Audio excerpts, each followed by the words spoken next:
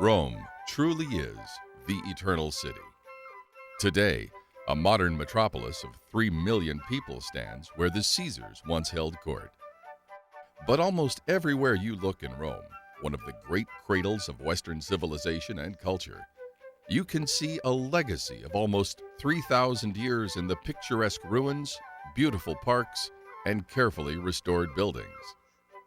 Among the most famous of Rome's historical areas is the Foro Romano, or Roman Forum. This beautiful group of buildings and ruins, just north of the Colosseum, once made up the heart of Imperial Rome's civic and cultural life. Some of the temples, meeting halls, and monuments in this area date back to the time of the Roman Republic, before the time of Christ. The Via Sacra, or Holy Road, guides the visitor through one of the Western world's most historically and architecturally important areas. The Basilica of Saints Cosmas and Damian stands on the Via Sacra. It has been the mother house of the Franciscan friars, Third Order Regular, for the last 500 years. The famous circular vestibule, with its impressive bronze doors, was built in the 1st century AD and was then known as the Temple of Romulus. To the right stand the remains of the Basilica of Maxentius, which was completed by the Emperor Constantine around the time he converted the empire to Christianity. To the left is the Temple of Antoninus and Faustina, built by the Emperor Antoninus Pius in honor of his deceased wife. It later was converted into a Christian church. Behind these bronze doors lies a world of beautiful sacred art, classical architecture, and fascinating history. Let's take a look.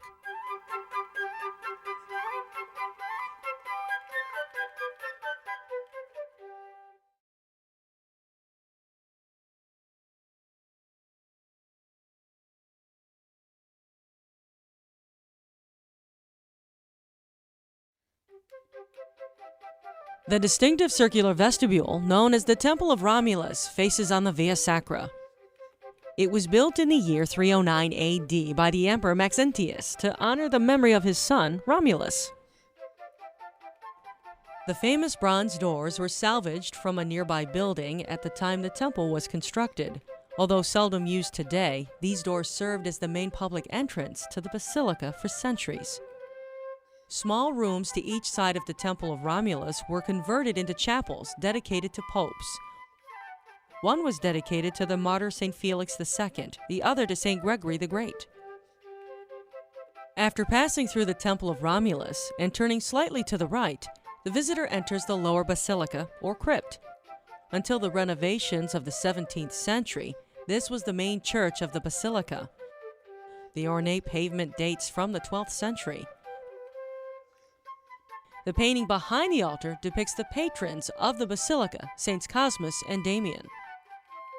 Cosmas and Damian were a pair of brothers who lived in Asia Minor, which is now Turkey, in the days when Christians were still persecuted by the Roman authorities. The brothers were renowned physicians, but they openly professed their Christian faith. For this, they were martyred in the year 303. They soon came to be revered by those praying for divine healing.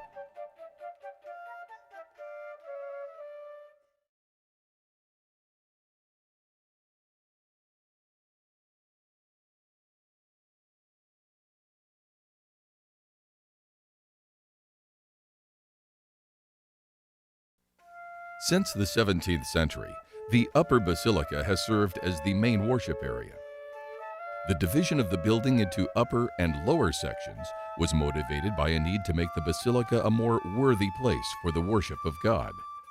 This went hand in hand with the renewed interest during the late Renaissance in restoring the ancient Roman buildings and ruins. When Pope Felix IV founded the basilica in the 6th century, the city of Rome was only a shadow of its former greatness. After the fall of the Roman Empire in 476 AD, the barbarian kings who ruled Italy moved their capital to the city of Ravenna, while Rome itself began to fall into disrepair. Around the year 530, King Theodoric gave Pope Felix permission to establish a church in a vacant building in the Foro Romano, known as the Library of Peace. or Flavian Hall. This saved the building and the adjacent Temple of Romulus from falling into ruin like most of the other Forum buildings. As the surrounding grounds gradually filled in and turned to marshland, the entrance to the basilica eventually fell below ground level. This resulted in serious drainage problems, unhealthy conditions, and an outward appearance that was not appropriate for a house of God. In the 17th century, following a devastating earthquake and petitions from the Franciscan friars who maintained the basilica as their mother house, Pope Urban VIII authorized a major renovation of the church, which divided it into two stories, an upper basilica and a lower basilica. The upper basilica was opulently decorated with frescoes both new and old. 7 side chapels housing an array of beautiful paintings and works of art, masterfully designed wood furnishings, and an altar that featured parts taken from the ancient altar in the lower basilica.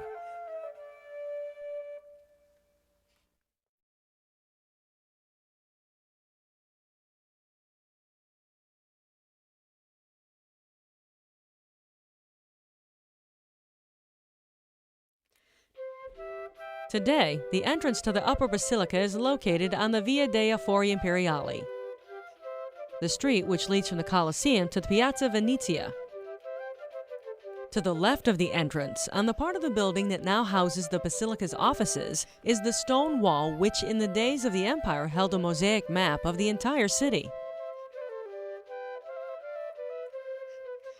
To the right of the main entrance is the cloister area. This is where the Franciscans who work at or visit the basilica live and pray. The cloister was built in the 17th century as part of the major renovation of the basilica.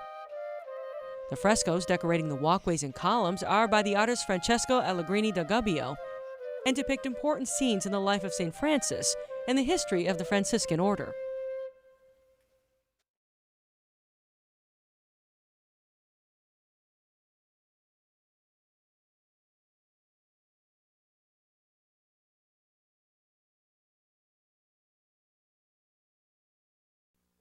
When Pope Urban's renovations were completed in 1638, the upper portion of the basilica had been transformed into a magnificent new church that preserved much of the artwork from the older church and added much more in keeping with the high Italian Renaissance style.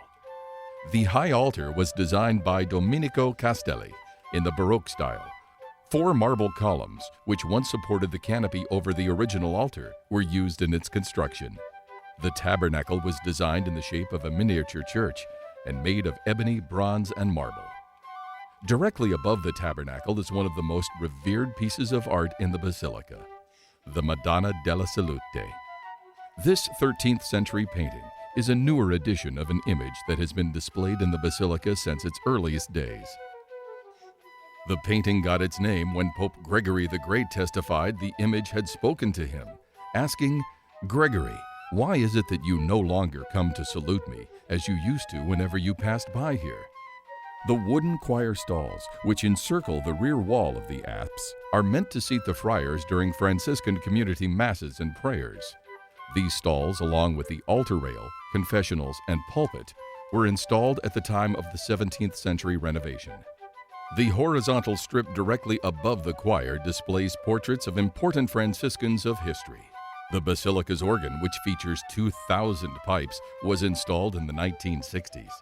It replaced an earlier organ that was several hundred years old. The organ console is located in the apse, while the pipes are installed in balconies at the rear of the church.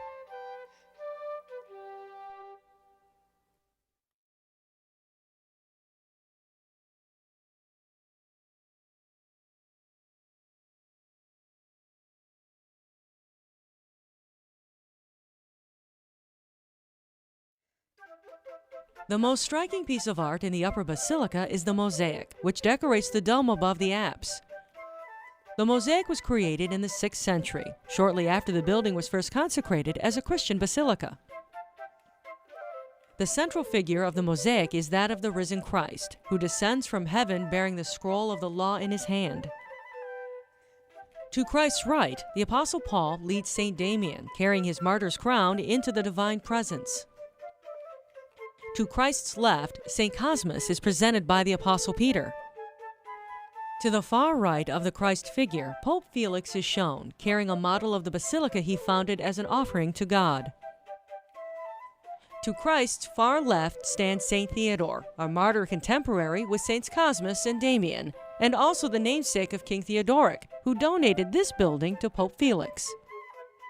Beneath the main mosaic is a horizontal strip depicting the Lamb of God leading his flock and standing atop the source of the four rivers of life. The arch above the apse is also decorated with a mosaic. In the center, the Lamb of God sits on a jeweled throne above the scroll of the law. Angels and other symbols of God and the Church occupy the rest of the mosaic.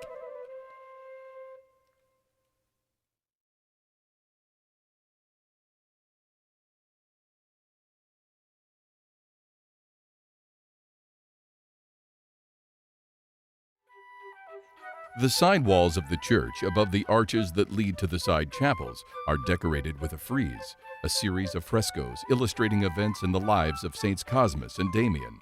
The paintings depict the brothers' healing ministry and their persecution and martyrdom by the Roman authorities. Also appearing in the frieze are the images of other famous martyrs of Christian history. The painted wood ceiling was designed by Francesco Nave in the 17th century. The central painting shows Saints Cosmas and Damian in heaven, watched over by the Virgin Mary and the Christ child.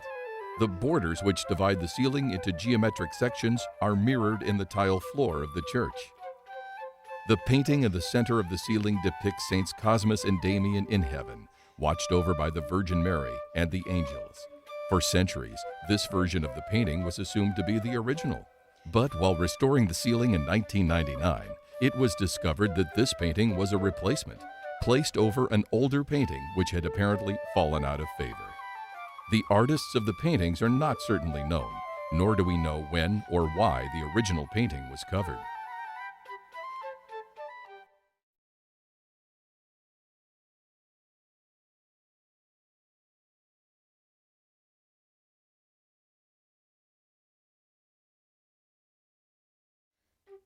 To the sides of the main church are 7 chapels,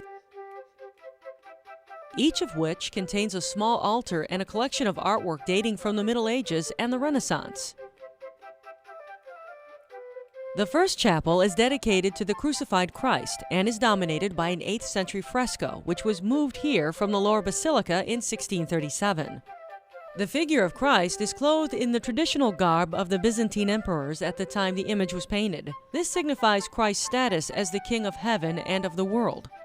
The artwork in the chapel of the Madonna depicts 2 great moments in the lives of Mary and Jesus: the adoration of the Magi and the presentation in the temple. On the ceiling is a painting of the Assumption of Mary. The Annunciation is depicted on the arch. Displayed above the altar is a painting by Giovanni Baglioni of John the Baptist healing the sick. Dedicated to one of the most popular Franciscan saints, the Chapel of St. Anthony of Padua features an altar painting of St. Anthony and the child Jesus, painted by Giovanni Antonio Galli Laspararino. The Chapel of St. Francis of Assisi is dedicated to the Reverend Founder of the Franciscan Orders. It is dominated by a painting by an unknown artist, which shows St. Francis in his hermitage, beholding a vision of the crucified Christ. The Chapel of St. Barbara, a legendary martyr of the early church, features a painting that dates from the mid-17th century. It depicts St. Barbara and an angel surrounded by symbols derived from her legend. In the chapel, dedicated to the martyr St. Alexander, the wall frescoes depict various scenes of his life and death, painted by Francesco Allegrini. The dome painting, also by Allegrini, shows God the Father observing scenes from the history of mankind. The Chapel of St. Rose is dedicated to 2 Italian saints, Rose of Viterbo and Rosalie of Palermo. They are both depicted in the wall frescoes and in a painting which shows the 2 saints in Franciscan garb, surrounded by angels and adoring the crucifix.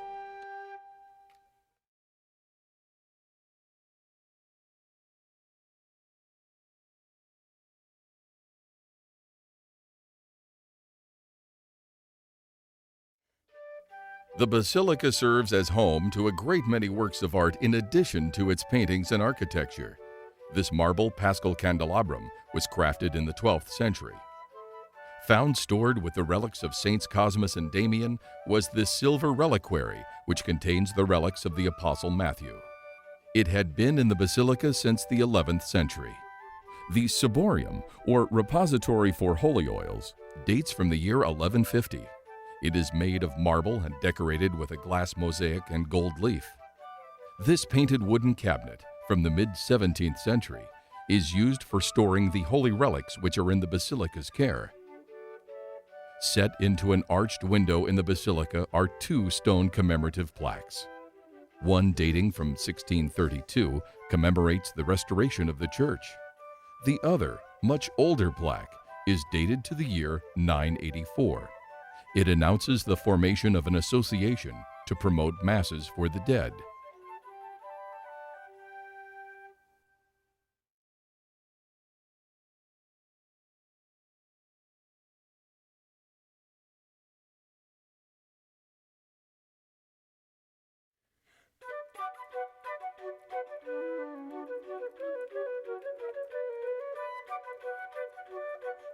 The basilica has a large collection of artwork that honors its patron saints, Cosmas and Damian.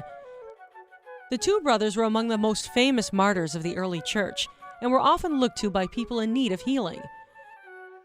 The basilica's founder, Pope Felix IV, had a special reverence for them, and during the Middle Ages it became a significant place of pilgrimage.